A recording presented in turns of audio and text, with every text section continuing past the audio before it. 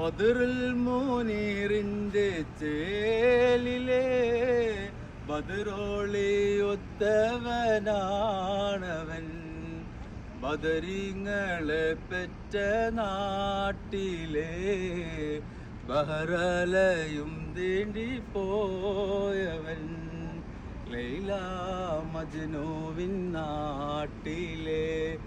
പ്രിയപ്പെട്ടവർ, ഇന്നൊരു surprise gift കൊടുക്കാൻ പോകട്ടോ. 28 വർഷത്തോളമായിട്ട് അസീസ്ക ഇവിടെ റിയാദിലുണ്ട്. ഇന്ന് അസീസ് ഖാൻ്റെയും ഫെമിനത്താൻ്റെയും വെഡ്ഡിങ് ആനിവേഴ്സറിയാണ്. പക്ഷേ അസീസ് ഖാക്ക് ഇത് അറിയില്ല ഇന്നാണ് വെഡ്ഡിങ് ആനിവേഴ്സറി എന്നുള്ളത്.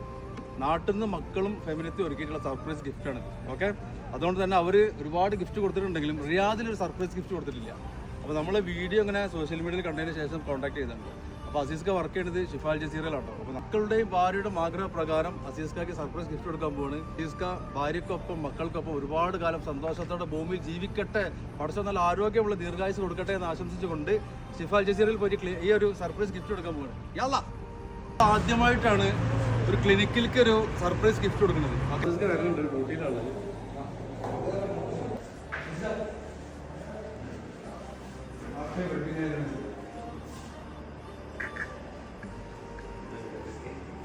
നിങ്ങളെ ഭാര്യയും മക്കളും അതാണ് കണ്ടില്ലേ ഓർമ്മ ഞാൻ എന്താണുള്ളത്.